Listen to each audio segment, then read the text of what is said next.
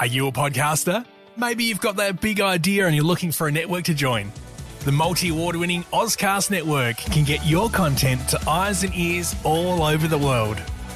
Join now for the first month free, and you could be featuring this sound at the beginning of your podcast.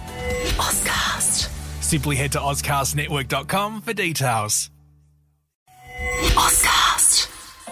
Hello everyone, welcome along to Encore Entrepreneur. Great to have your company. My guest today is Jamie Stenhouse, owner of the Market Titans agency and the creator of the Dream Team Intensive. Jamie talks about how he perceives the word entrepreneur, which you'll be surprised about. He also talks about the importance of being super organised, and he addresses his obvious impediment that's proven to be his major strength. Hey Jamie, welcome. Oh, hello. Sorry, I'm just very enthralled by this professional setup. Well, we've got all of this gear here, and it's new gear, you see. And I've been told that it's just for me. It's just for you. Yeah. Once you leave the studio, we actually go back to the old stuff. Ah, good. Yeah. How are you? I'm fantastic. How are you? Good. Look, thank you very much indeed for having a chat to us. I'm really looking forward to this. For those who don't know you, tell us about your business and tell us what you're doing now. Yeah, so I own a marketing agency. I've had that for 8-9 years now. We've helped clients across 150 different industries, and that's been my full-time career up until about the last 2 years, 2 to 2.5 years. And now I've begun helping other companies to create procedures and processes and create their own dream teams as well. And that really came about through growing my own agency and learning how to outsource the hard way and learning how to design processes and procedures. And it got to a point where my agency was able to pretty much operate on its own for 3-4 months each year, because I would travel overseas every year for 4 months since 2015, which at first terrified me. And then it kind of became a tracking point in my company, whereby every year since 2015 or 16, I would travel overseas and I would ensure that I have all of the actual processes created for that trip, so then as I head overseas, the actual team can handle those client types we have at that time. And just through doing that year after year, I got a lot of attention from my company and how it was able to still float without me. And that brought me to the place where I am now, where I'm helping other companies to create procedures, processes, and outsource as well. And you're doing that through online courses? Correct. Yeah. And what do we call you? What is your company? What is your business called? Market Titans Agency is the agency for that. The program is called the Dream Team Intensive. Okay. How old are you? 30. 30. You seem young to be at this level. I feel old, which I think most 30-year-olds will have that, internal crisis. But I've been in this for 11 years. So I began when I was 18, 19. So I've seen a lot. I have experienced a lot. It took a while for me to get traction and really figure out what is the most important thing I should be doing. So I guess I have experience behind me. Did you always want to do this did you always want to do this? I really like creating things, if it be something. So I used to own a clothing company years ago. I used to do graphic design a long time ago too. I used to program computer games too inside high school. So I just always liked to create things, and I knew that I would like to keep creating things moving forward. And then it wasn't specifically online training and helping companies to design procedures. That's not something I think a high school student really sort of envisions themselves creating, but it kind of just led to that end result of just changing and seeing what people responded to, looking to where I could help clients.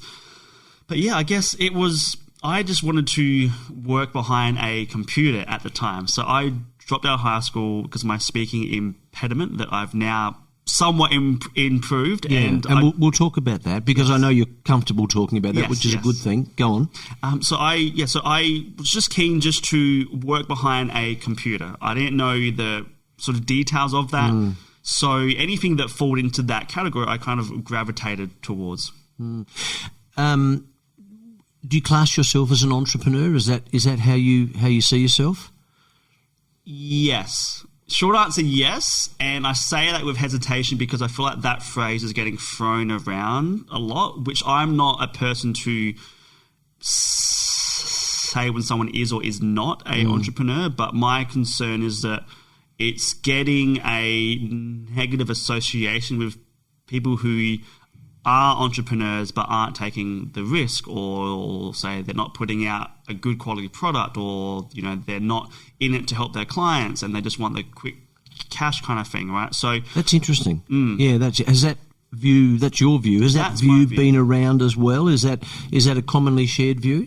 I think it is from people who are in the industry for quite some time. Because a lot of us don't call ourselves entrepreneurs. I think entrepreneur is something you are becoming rather than something you are. Like, I consider myself a process engineer, a marketer, like someone who has a very honed in skill set. As a entrepreneur is still someone who's figuring out what they should be doing. They're kind of doing the actual accounting, the graphic design. They're kind of doing everything, and there's nothing wrong with that. However, I think because I've got the team behind me and because I've got that experience behind me, I don't associate myself as someone who's still doing everything in the company. I've got people to help me out now, so that's why I don't associate myself too much to that, if I was to think about it. That's really interesting because, there is a view that entrepreneurs, there is one view that entrepreneurs are young people.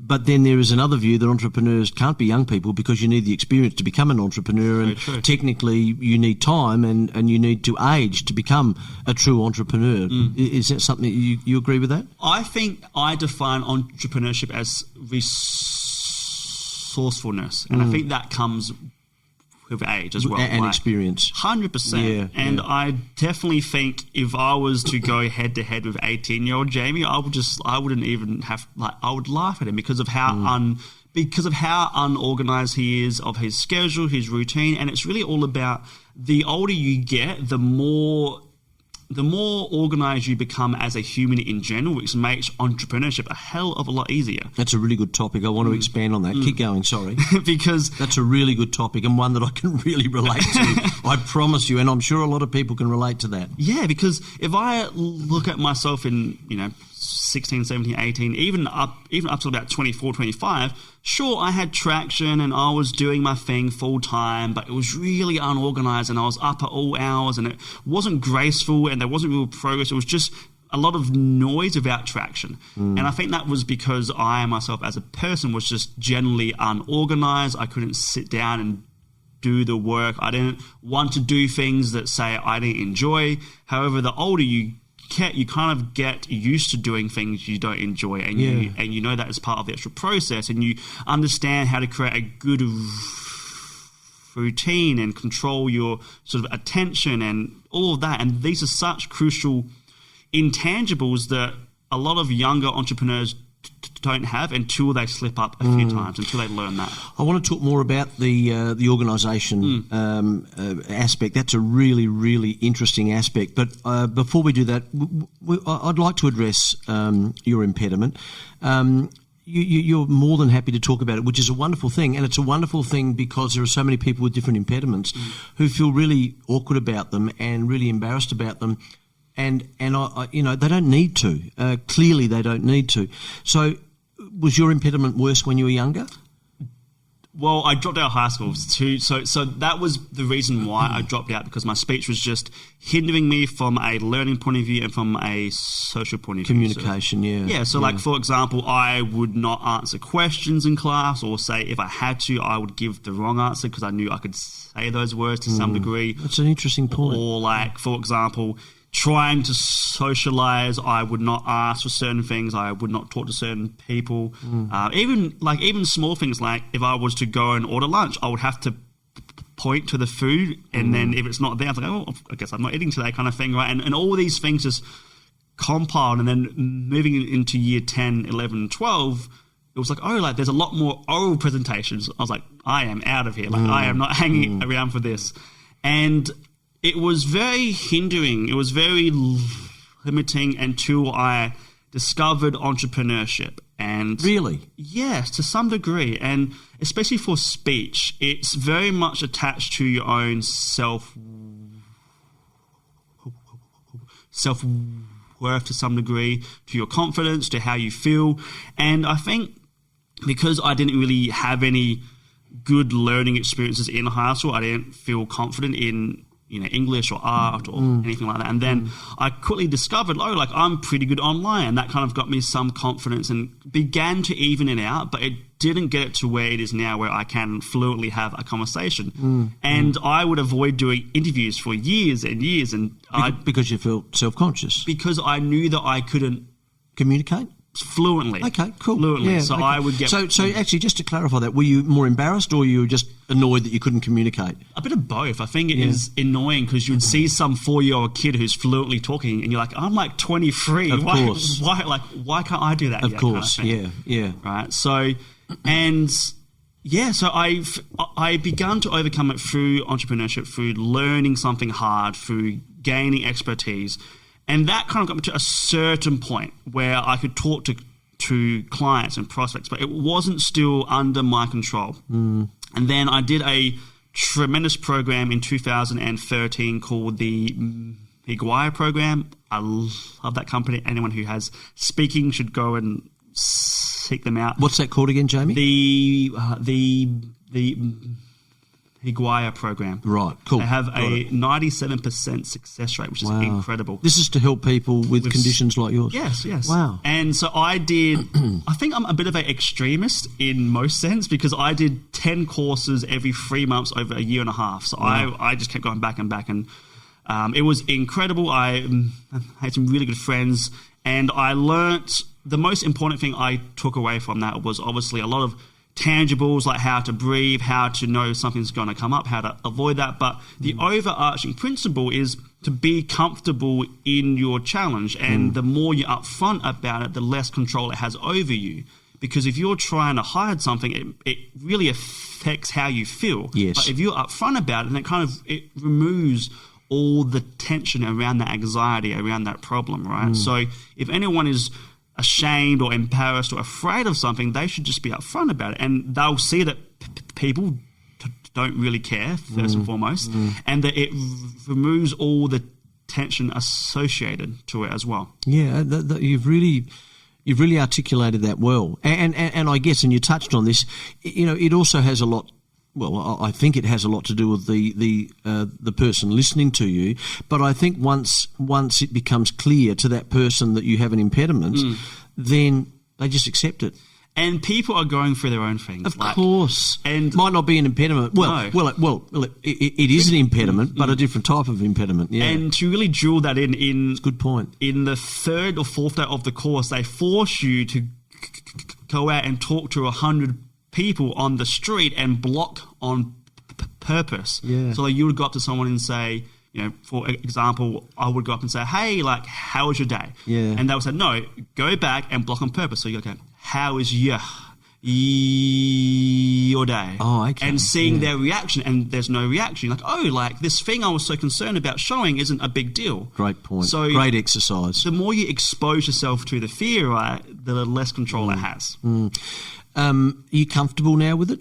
Yeah, I am 95% comfortable. That's wonderful. I'm comfortable because I've seen where it has brought me. For example, I would not be in entrepreneurship if it wasn't for my speech, because the speech forced me to drop out of high school. So I'm grateful for it more than anything else. And Jamie, what it does, and I wasn't sure where we were going with this interview prior to us doing it as we're doing it now, but this is really interesting because I guess what it does is it shows you that it doesn't matter what sort of impediment you've got. If you want to do something, you can do it. 100%. You just need to figure out how to use the thing that's holding you down to your advantage. And you see it all the time. Like someone who's really overweight gets really jacked and shredded, and now they train other people. Right? Like usually the unfair advantage is in the problem you have.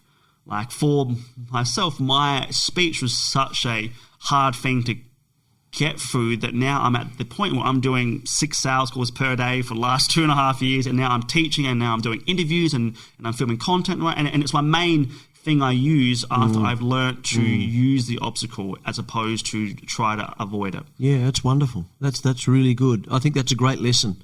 That's a great lesson for people. It doesn't matter what the impediment, what the obstacle is. If you're really keen and you really want to do it, and you're disciplined, you can do it. Lean into it. Lean into it, yeah. The actual problem and find how to use it to not only drive you but also to your advantage as well. Absolutely.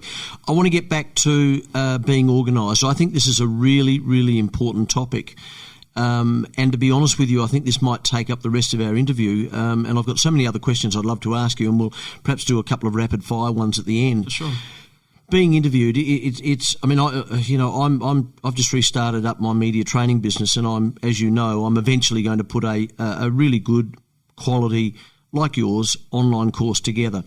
But at the moment, I'm doing okay, but I'm scattergun. I'm doing this, I'm doing that. I really relate to your point where you said, there are certain things you don't want to do, but you got to do them, so you put them off, which is a form of procrastination, of course, which is a form of illness, really. How long did it take you to feel comfortable that you were organised to a point where you were able to achieve well? This might shock a lot of people, and I hope it doesn't take as long as it did for me. It took me 9.5 years. Oh, didn't it? That's bad news for me. No, it's not. Because I'll be 73 then. It's not. Jamie, did you say, I'll be 73 then. Yeah, exactly. Jamie's just put his head between his hands. Yeah. So I might not even be alive, Jamie. You'll be fine. It took me so long because I refused to lean into things. What do you mean? Just expand on that. For example,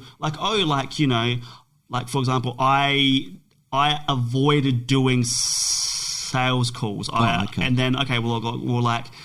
So then I would send quotes and I would write content, and then I would try to gently sell online, but then I had to create this thing, and then I had to create and now I'm doing 40 other things which could have just been solved if I just hopped on the damn phone. Yeah, good point. So it's what is the thing I'm trying to achieve? Okay, well, I would like to close a client. Okay, well, I could build a proposal, a sales page, a training video, all that stuff, which might take a few years or a few months to get really coherent at, or I could just schedule a call and close them from there. And that is a single example. And then if we look at examples outside that, to even small things like planning the food I eat and having it pre-cooked for me saves 4 hours a week. See, I love this. It took me years to learn that. See, I love this. I mean, this is real minutia. This is really digging down. Yeah. And then being able to take calls while I'm driving. Well, I can probably do 2 calls on the way into town and on the way out of town, so there's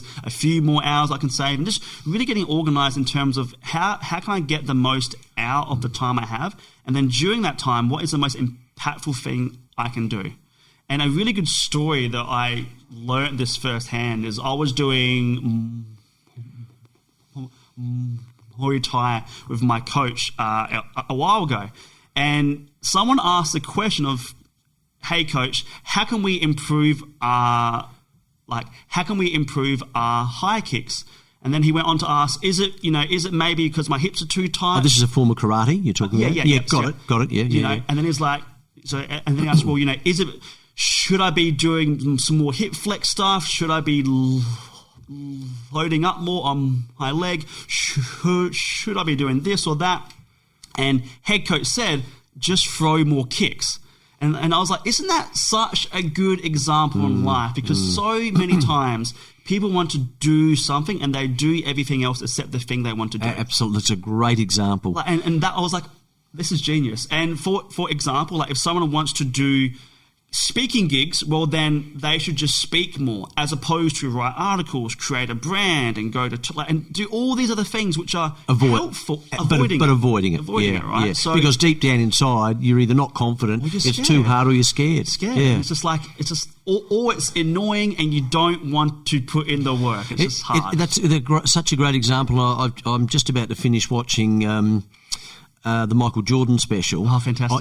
On Netflix. And the reason Michael was so good, one of the reasons was because he just shot more. Yeah, he that's just practiced more. He just was more reps. 100%. And Rory Sloane wants to improve his kicking. He wants to be the best kick in the AFL competition. Just do more. I mean, it seems basic and fundamental, and I know it's harder. I know it's harder to do than to say. I understand that, but it is as simple as that, isn't it? And there's a compound effect that seriously starts to take over if you keep on doing it. It's incredible to see. Well, and I want to touch on that. So once you start seeing results, as you say, it is like compound interest, isn't it? And you get more confident. You do. And people slip up once they begin to see results. And I've seen it time and time again, and I fell into that trap as well. For example, if I'm doing prospecting for 2 weeks and say I didn't get any calls booked, and then on the 14th day I get 10 calls booked, I'm like, this is fantastic. Then I might stop prospecting at that point. However, it took two whole weeks to get the first call booked. Absolutely. Which means there's a 14-day delay until I see the results. Absolutely. So I always have to be ahead 14 days, right? You've also got to be patient. Yeah. See, Gary Vaynerchuk's very big on that. I mean, someone will talk to Gary on tea with Gary. What is it? Tea with Gary or? Yes. Gary, have tea with Gary V, and he's interviewing people, well, mainly in America and Canada, and they'll be your age, and they'll say, I'm really disappointed. And he'll say, mate, you're so young. You've got to be more patient. And he'll say that to a 60-year-old. He'll say, you've still got another 20, 30, maybe 40 years. Yeah. So patience is also important, isn't it? It is, and I'm super impatient, and I know that about myself. So I try to be patient in my goals, but as urgent as possible in the small things. So where are you at now with organisation? If you're giving yourself a mark out of 10, I mean, presumably you would be at 8 or 9, surely. Otherwise you wouldn't be able to do what you're doing. Or am I being generous? Or... Thank you. I think we're always our worst critic, and I think that score is subjective to how you score that, right? So I would score myself at a 6. Really? I would. Really? I still think there's a few things I'm trying to tune in, trying to get more organised. And it's not organisational in the tangible sense. It's the output during the time I have. Yeah. Which is really focusing. Focusing on just the small thing and the small thing inside that, right? But I am getting a lot better. I've learned things that work really well for me and things that do not work, and it's just through trial, honestly. And as soon as you get organised, you then see other things that aren't organised. Absolutely. So it's always a constant chase to either get your schedule more tuned in, or to get your list more optimised, or to figure out that you are more creative on these days during these times, so you move those tasks to then. So it's a never-ending pursuit, and I think there were times when I used to be at a 9 or 10, and then the very next day I'm like, I can do this as well. So then it kind of drops down to a 6 or drops back a bit. Yeah. Just for those listening who are super interested in this about being more organised, what online tools would you recommend that they perhaps invest in or use to help them? Yeah, this is an interesting question because the first tool is called Rescue Time, which then tracks where you're spending your time on your devices. Oh, got it. And Rescue Time. Correct. Yeah. And that will show you where you're spending your time, first and foremost.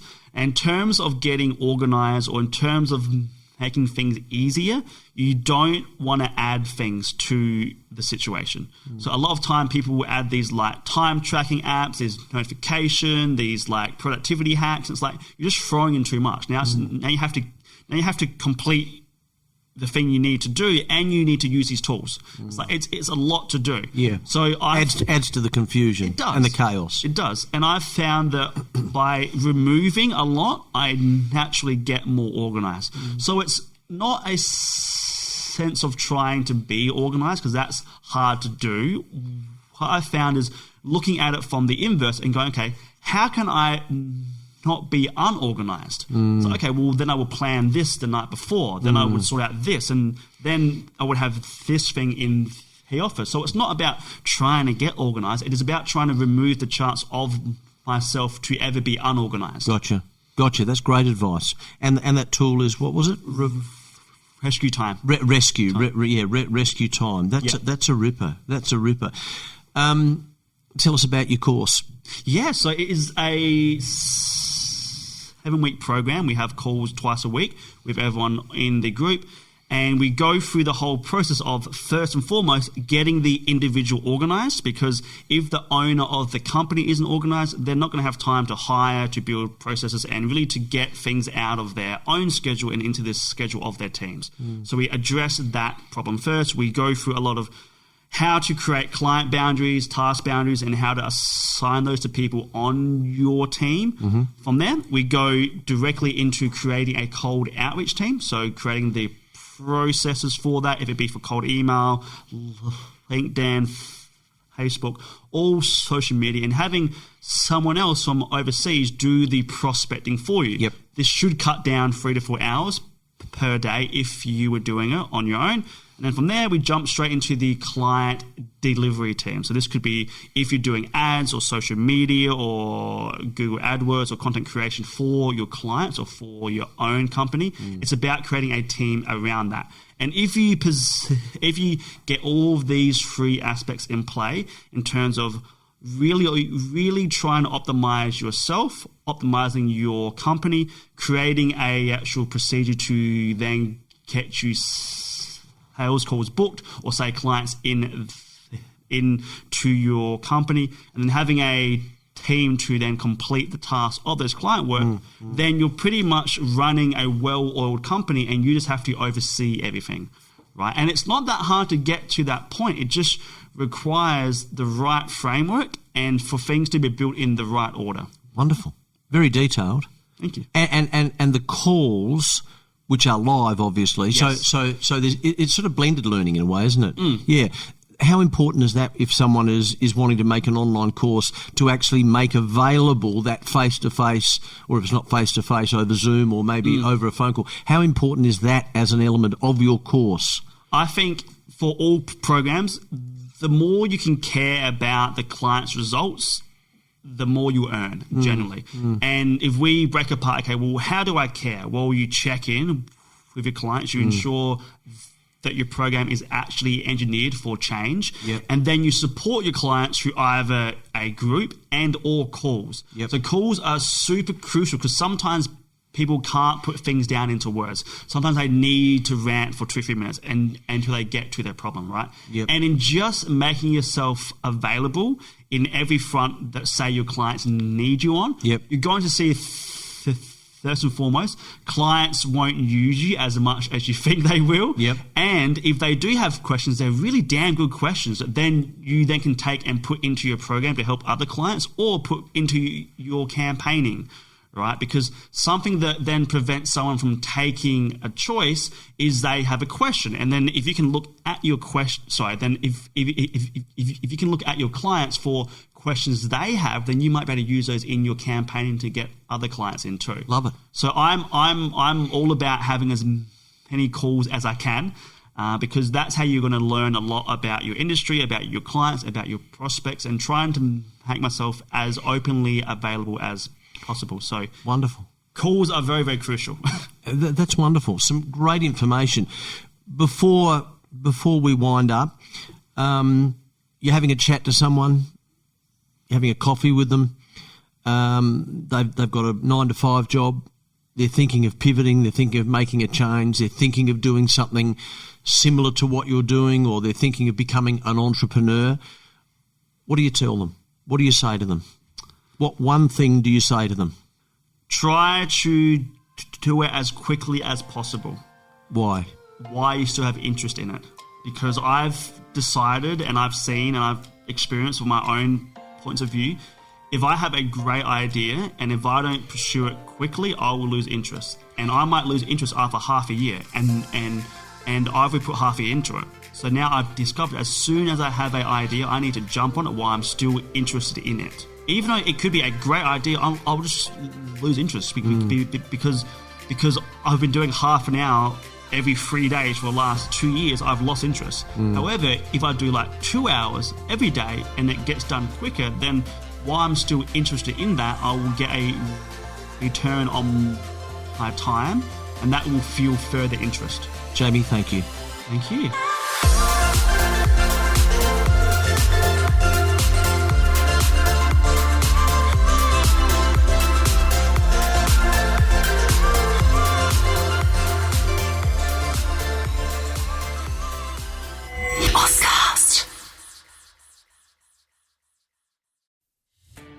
Are you a podcaster? Maybe you've got that big idea and you're looking for a network to join.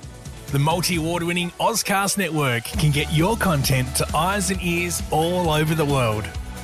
Join now for the first month free, and you could be featuring this sound at the beginning of your podcast. Ozcast. Simply head to ozcastnetwork.com for details.